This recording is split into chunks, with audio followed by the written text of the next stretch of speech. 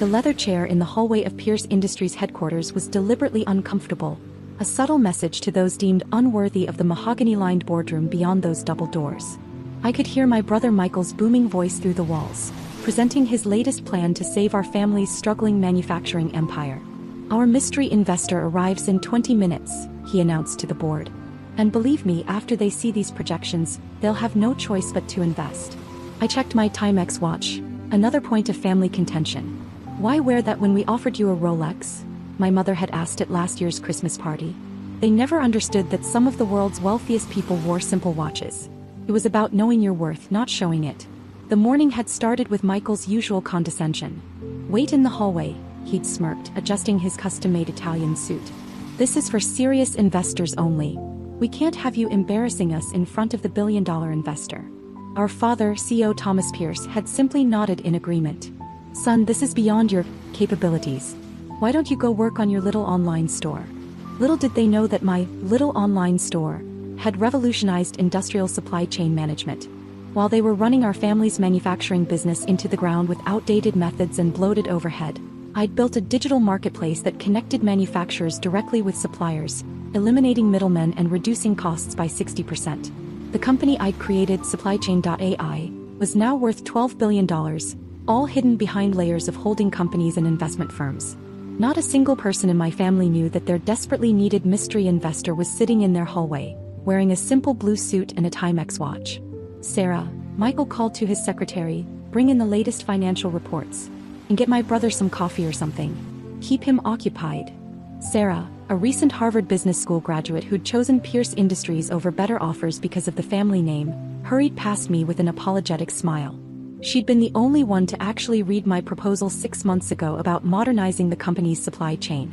"Your brother's ideas were brilliant," she'd whispered after one board meeting. "The cost savings alone would have turned everything around." But Michael had dismissed the proposal without even opening it. "We don't need advice from someone who couldn't even finish business school." The truth was, I had finished business school at MIT, focusing on digital transformation while building my company. But they'd stopped listening to me long before that, back when I first suggested that the future of manufacturing lay in digital integration and automated supply chains. My phone buzzed, a message from my investment team. "Everything in place. Target company's stock down 60% over past year. Current market cap, $400 million. Acquisition cost estimate, $600 million. Proceed." I smiled, remembering last month's family dinner when my father had proudly announced that Pierce Industries was still worth at least $2 billion. The market thought differently, and soon they'd learn just how badly they'd mismanaged their inheritance.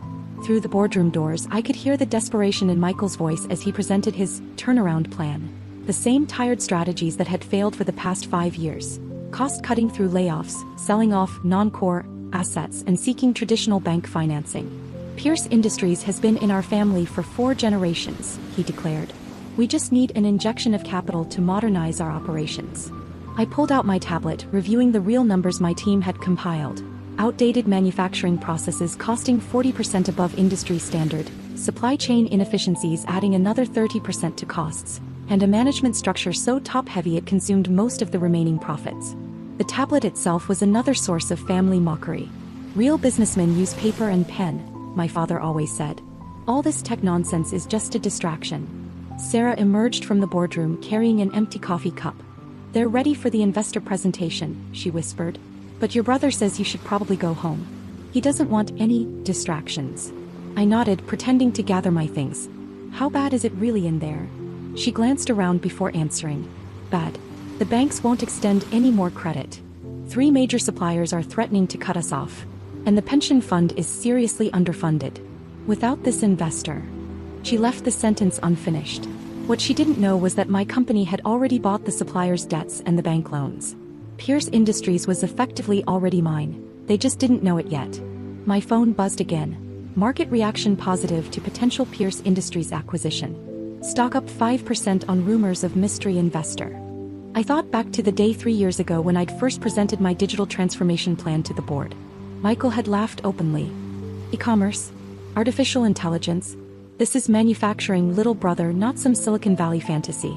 Dad had been more diplomatic but equally dismissive.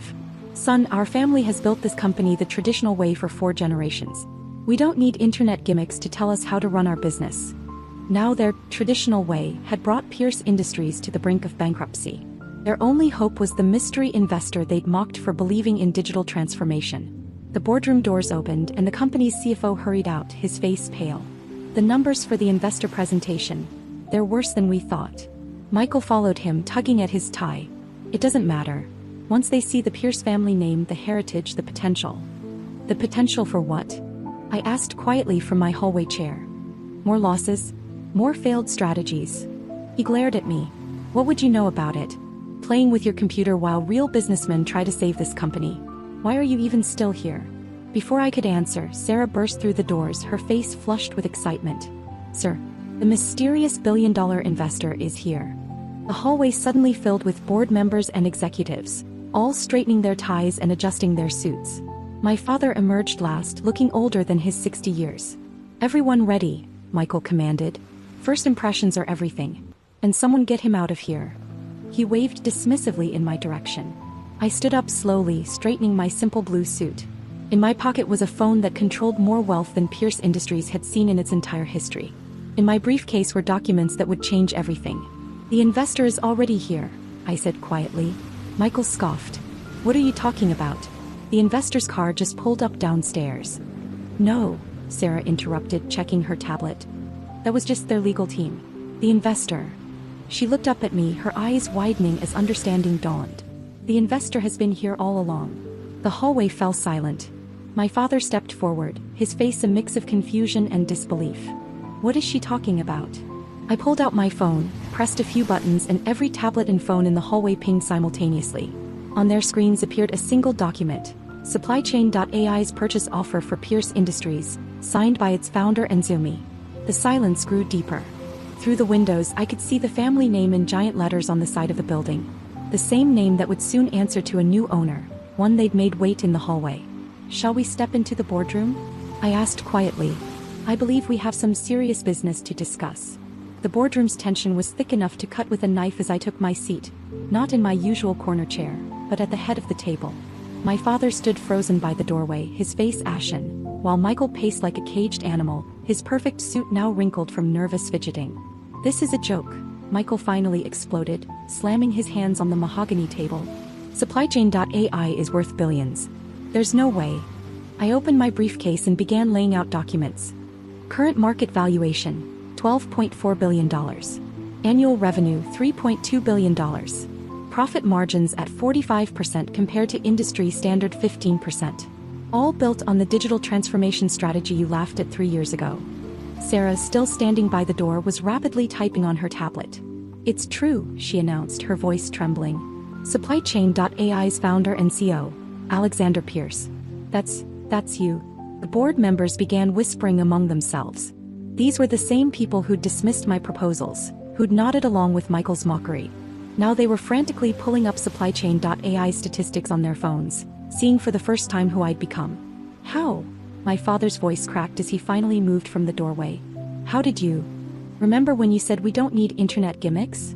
I kept my voice level, professional. While you were clinging to outdated methods, I built a platform that revolutionized industrial supply chain management. The little online store you mocked now handles 40% of North American manufacturing logistics. Michael's face had turned an interesting shade of purple. Why didn't you tell us? We're family. Family. I pulled up the email he'd sent 6 months ago on the boardroom's main screen. Like when you told me to stop embarrassing the Pierce name with your tech fantasies. Or when you had security escort me out after I warned you about the supply chain crisis. The CFO cleared his throat nervously. Mr. Pierce, Alexander, about those quarterly reports. You mean the ones showing Pierce Industries losing $50 million last quarter? I pulled up more documents. Or the hidden losses you've been covering up. My AI systems flagged those discrepancies months ago.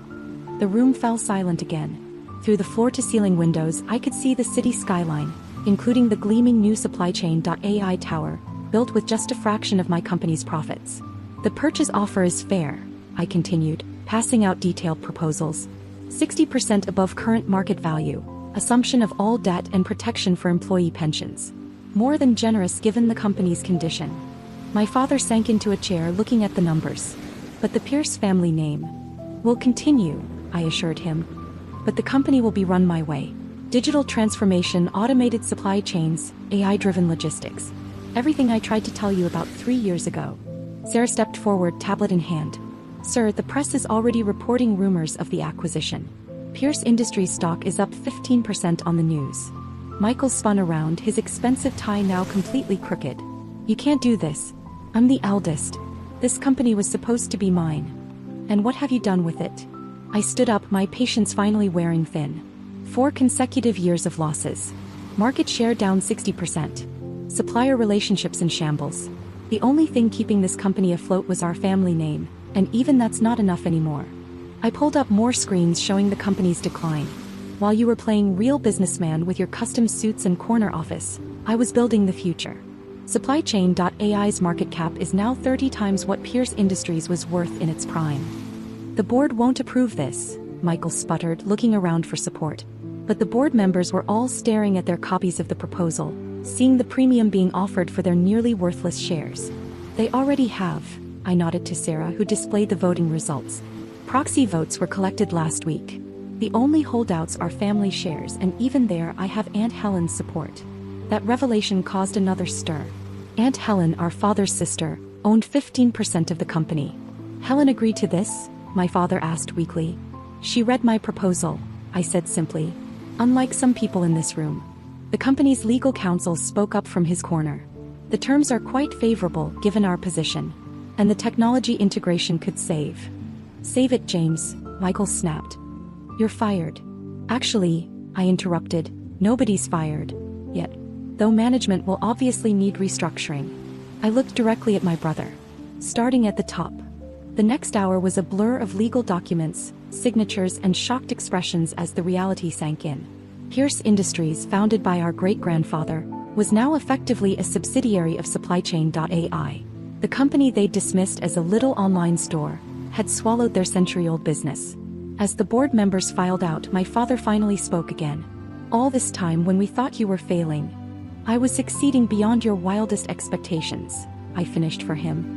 But you were too busy protecting the old way to see the new way rising. Michael stood by the window, staring at the SupplyChain.ai tower in the distance. What happens to us? You'll be offered positions in the new organization, I said, gathering my documents. Junior positions where you can learn how modern business actually works, if you choose to accept. Sarah approached with more updates. Sir, the press is requesting statements. And your next appointment, the Johnson Manufacturing acquisition, is in 30 minutes. Johnson Manufacturing? My father's head snapped up. But they're our biggest competitor. We're your biggest competitor, I corrected. Now they're just another outdated company in need of digital transformation. I checked my Timex watch, the same one they'd mocked. And I'm never late for meetings. As I walked out of the boardroom, my boardroom now, I heard Michael mutter. All this time we made him wait in the hallway? Yes, I paused at the door. You did. Consider it a lesson in judging people by appearances. Or in this case, by their watch choice. The elevator ride down was quiet, Sarah efficiently updating me on the afternoon schedule. In the lobby, beneath the giant Pierce Industries logo that would soon be changed, I stopped to look back at the empire my great-grandfather had built and my father and brother had nearly destroyed. Should I cancel your family dinner reservation for Sunday? Sarah asked quietly. No, I replied, heading for my Tesla, another investment they'd mocked. Keep it. They should probably start getting used to taking direction from the brother they made wait in the hallway. As I drove past the building, I saw Michael watching from the boardroom window, his world turned upside down by the brother he'd never taken seriously. Sometimes the best revenge isn't making people wait in hallways, it's showing them why they should have invited you into the room in the first place. The future of Pierce Industries would be digital, automated, and AI-driven. And its new owner? He'd be the same person he'd always been, the visionary they'd failed to see, wearing his Timex watch and changing the industry they thought they understood. After all, success isn't just about getting into the room, it's about owning the building.